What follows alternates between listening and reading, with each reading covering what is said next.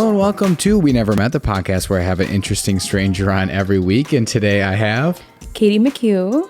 And where would people know you from? You're sporting your shirt right now. I do. Sip Purr Cat Cafe. Yeah, which is a really cool and interesting concept. How did it even, so let's explain what the concept is a little bit before we even get into it. So it's a cafe, and then there's kind of like, from my assumption or what I've seen in the pictures, like there's a wall that divides it, and then there's like a room full of cats that you can adopt. Yes. So Sip Purr is divided into two spaces. We have the cafe side and the cat lounge side. Yeah.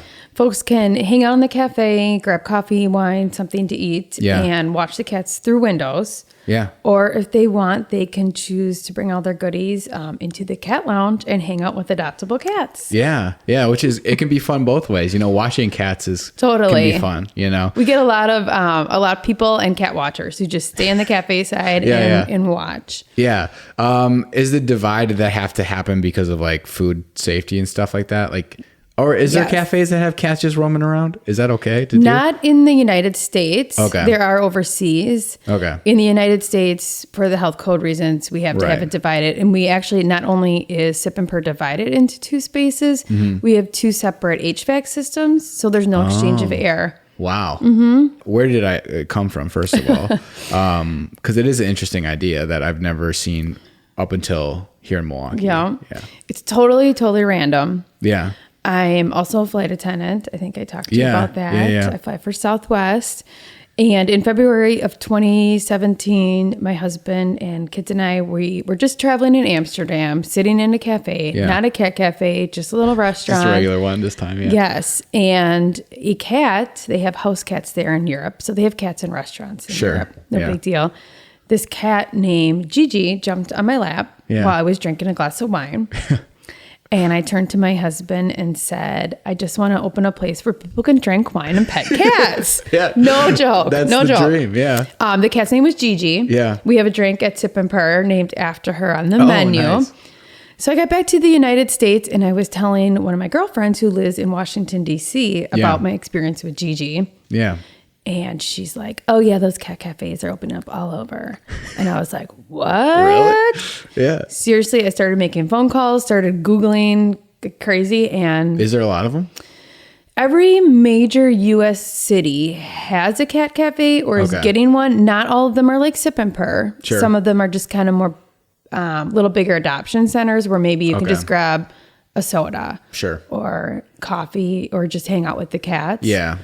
And so it's not like a real legit cafe. It's just kind of like they're... Not all of them are like that. Yeah. Sip Purr is. Yeah. But not all of them are like that. Okay. And did you make a conscious effort then to make it more like both then? Yes. Because you wanted that experience for people? Yes. And being a flight attendant, I was able to travel to lots of different cat cafes while I was writing my business plan and see what worked and what didn't work so well.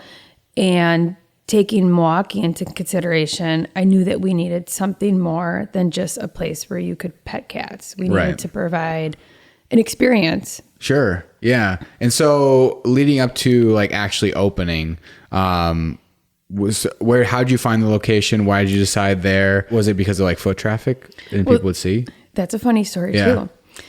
So while I had this awesome business plan and I had this idea, I was driving around Milwaukee calling numbers on signs and I called the number that was on our location now, which is on the east side. Yep. Never heard a word. So a few months later, we are 100% sure we're going to open Sip Purr. We put it out to the press. It comes out a half hour later. I get a message on Twitter saying, hey, I have a really awesome location for you.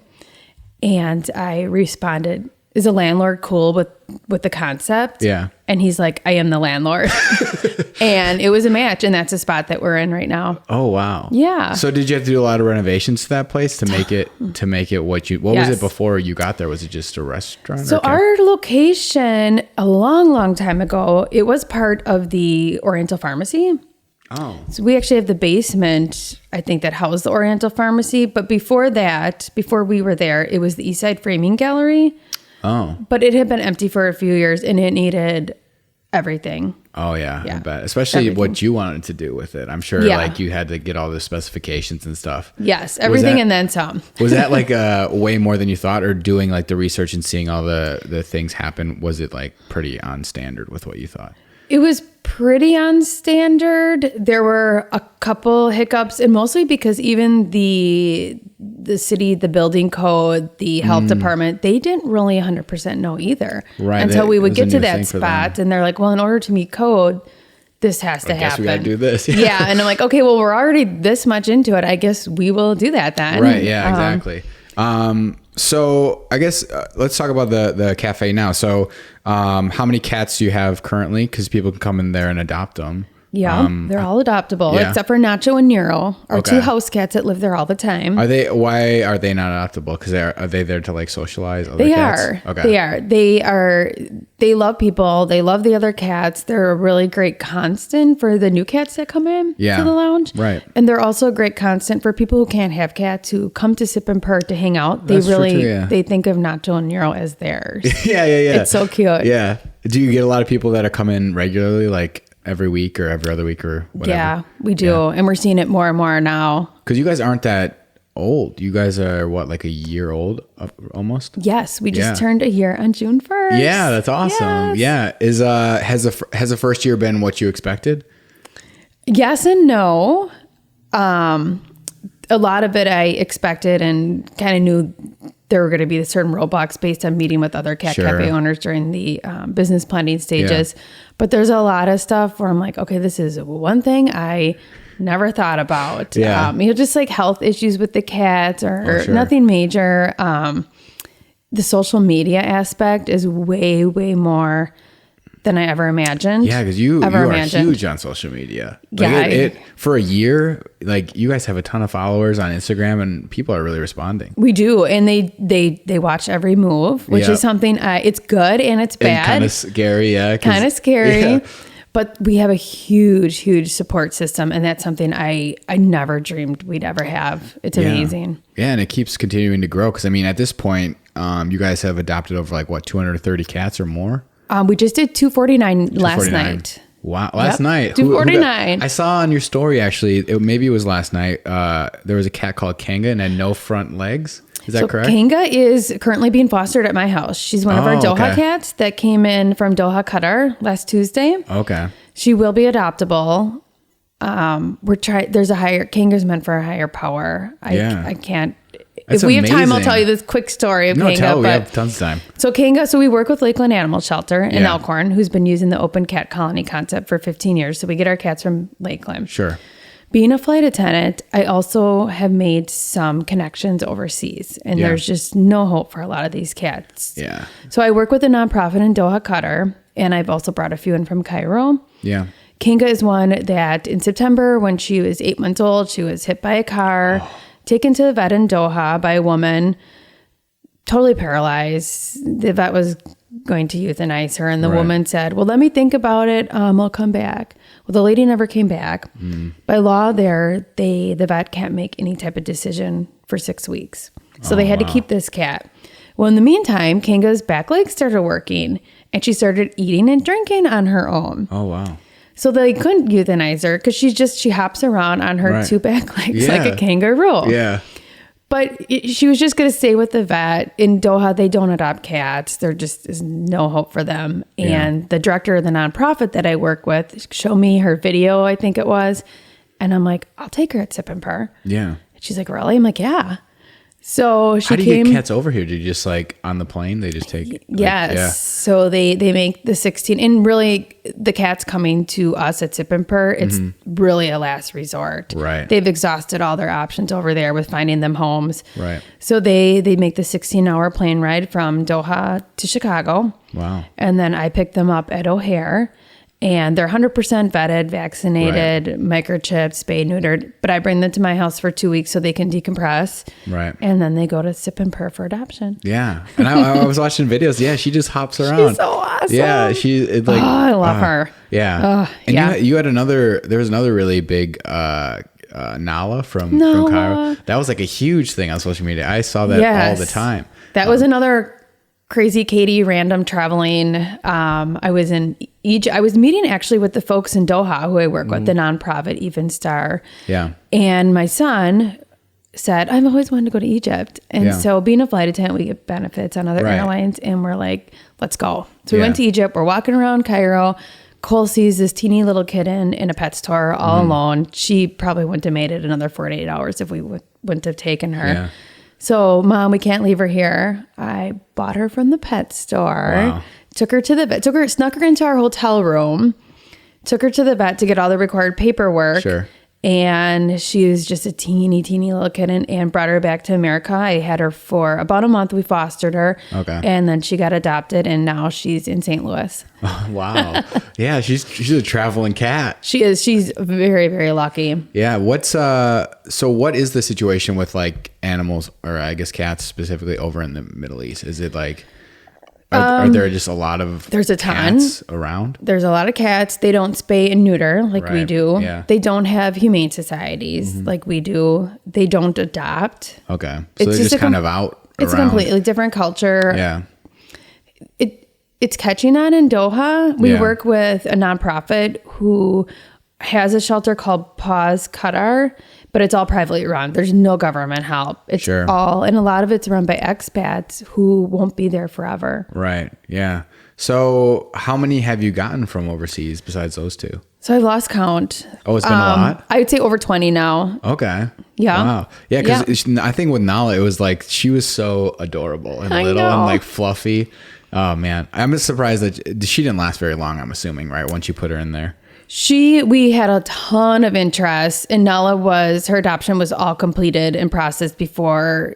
She never really came to Sip and Purr for adoption. We had a doctor lined up, and then because the public had supported her and followed her journey from the day we met her in Cairo, we did a Nala meet and greet at Sip and Purr that sold out. The first session sold out in like 10 minutes. She's like a rock star. So we had to add a second session for folks to come meet her, and just so they could see this little kitty that really captured the heart of Milwaukee. Yeah. So, I mean, it was hard not to. If you ever look up pictures of her, it's like, she's so cute. Just the cutest cat ever. So what is it like from like a customer standpoint? Like, do people come in and then like kind of mingle with the cats, and then is there some cases where they're not really sure if they want to adopt? They go in there and then they're like, well, I'm taking one now. Oh yeah. Yeah. Yeah. But we've seen it all. We've seen where folks are like, oh, I'm not a cat person. And all of a sudden they find that bond. And that's what's unique about us, is that the cats aren't in cages. Right. So they're free roaming. So somebody sits down in a chair and this cat jumps on their lap. Right. And they kind of just form that bond, and sometimes they adopt. A lot of times they don't. Yeah. We've been open for a year, and we've only, and I hate saying only because we are doing amazing work with the cats, but we've only done 250 adoptions, and we've had thousands and thousands of folks come through our doors. Right. That's still pretty good odds, though. I mean, I think that's really good. It is, yeah. And it's just unique because, like I was telling you, we have a cat here, and we got her from Maddox, and it was like, it's such a different experience because like it's a lot. I know they have to do what they have to do, but it's a lot sadder. You know what I mean? Because you walk through all of them, you see them in these like tiny little cages, and they're all. I'm like, well, I'll take all of them, I guess. Like, because I just feel like at least they have more space to roam. But yeah, because it is a different experience. You don't really get to meet the cat. It is, and at the end of the day, Sip and Purr Cat Cafe is helping form what we would say a more perfect fit. Right. Because people can bring their kids in. They can bring their husband in. They can come back and see this cat. They can see how the cat acts sitting on a sofa next to you. Exactly. Sleeping on a bed. How they are in real life. Exactly. Or how they would be in your home. Rather than, getting them fresh out of a cage where they're just going to be like. And they're just stressed. Right. And not comfortable. Yep. But yeah, we have, so all of your cats are just like socialized with other cats. And then you can see, obviously, if there's kids in, you can see if they're good with kids or not, which is cool. Yeah. So how did you get to the point, I'm curious, because it's one thing to have an idea to do it, and it's another thing to completely jump into doing it. So I guess I'm curious, like when you were going around talking to like other owners of like similar establishments, what was like the thing that like triggered you to be like, okay, I actually have to do this now? That's a really good question. I think I just kept going and going, and kind of maybe thought there was going to be some roadblock that if it wasn't meant to be was going to stop me. Right. And that never happened. Oh, you see, you're just like, well, and my husband is still saying that to this day too. Yeah, it just kept going. And everything just kind of started working. It did work out from the very beginning. Now, has it been perfect and had there been roadblocks? Absolutely. But the main fundamentals, they just all fell into place. Yeah, which is crazy. It's totally and crazy. Now you're a business owner. Yes, I totally crazy. Yeah. So I guess my other question too is like, what is your history with adopting animals? Like, have you always been someone who has been interested in adopting not just cats, but do you have dogs? I have dogs. Okay. Yes, and another story. I'm fostering Hazel. I don't know if you saw Hazel, the puppy from Cairo. I don't know. Who I met during the Nala. Okay. What kind of dog is it? So Hazel is a Baladi, which is basically an Egyptian street dog. So when I took Nala to the vet to get her required paperwork in Cairo, there was a woman in the vet's office who had just rescued a puppy from the Nile River. Wow. Her name is Hazel. She had been dumped into the Nile River. Jeez. And talking about social media, they both work for the Australian embassy, so they're not staying in Cairo. They couldn't keep the puppy. Yeah. She said, would you share this puppy and Sip and Purr's social media and find her a home? And I'm like, sure. Yeah, of course. So I did. Yeah. And there was a lot of interest, and somebody who was going to adopt her who since fell through, but they started a GoFundMe.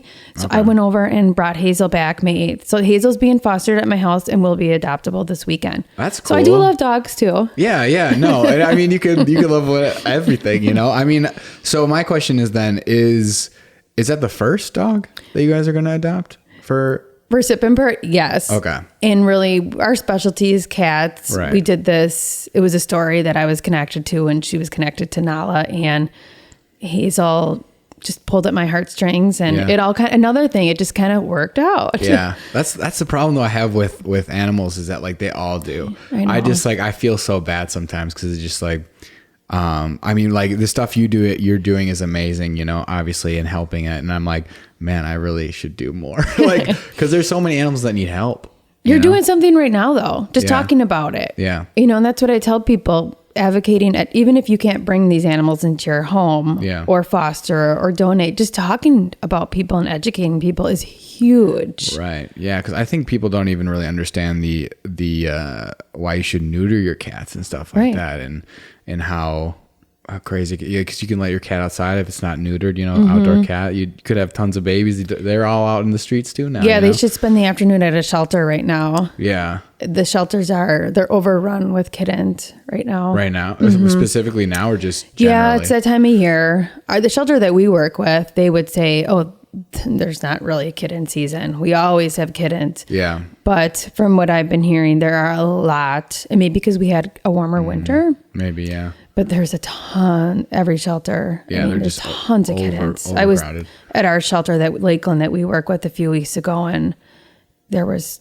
tons and tons of kittens. That's what I always say to people. I'm just like, if you're living here in Milwaukee or Wisconsin, I would bet $100 that you don't need a breed specific dog to live your life any better. Anywhere. Right. Most places. So it's like, if you just go out, there's so many that need to be adopted. Just go adopt one. Yeah. Like you don't need to go to a breeder and get a dog. Like there's plenty to choose from already. There are plenty. There's plenty. Yeah. More than plenty. And even the breed specific, there's a lot of rescues now. Right. That are breed specific. There are golden retrievers. I mean, there's tons. You could just go on Pet Finder and probably put a breed in and find a purebred that happens to be in rescue. Right. And I've never understood that, I know. Just give a dog or a cat that needs a good home a home. Yeah. And then you've done your bit at least. Yeah. So where do you see Sip and Purr Cafe going? Are you guys going to expand? You could franchise, have a lot of them? The $1 million question. Yeah. We've been getting that a lot lately. Which is crazy because it's only been for a year. A year. Yeah. Yes.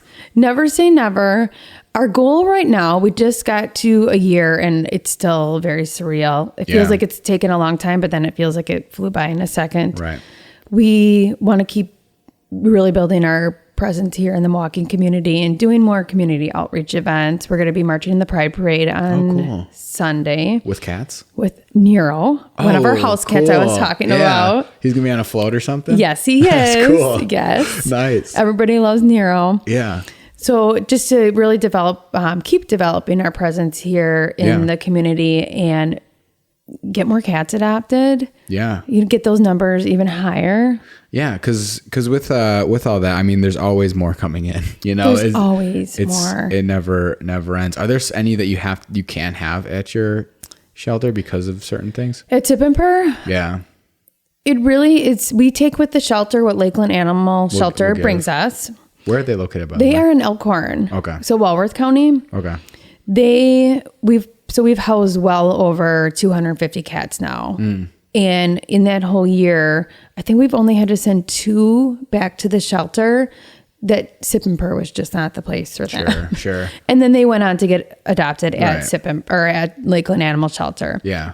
So really they have a lot of space. It works out. Yeah. I think Sip and Purr has found the niche with the international rescues. Yeah. That's something that I don't think any other cat cafe in America has explored. And a lot of that goes back to my airline background. Right. So we like to really keep that going and just, adopting more cats. Yeah, as many as you can. So why did you initially become a flight attendant? I wanted to do it. I was like 5 years old. Was it traveling stuff? The weird story, just like how I opened Sip and Purr. I was on an airplane when I was 5 years old. I think we were going to Orlando. Yeah. And I saw this flight attendant.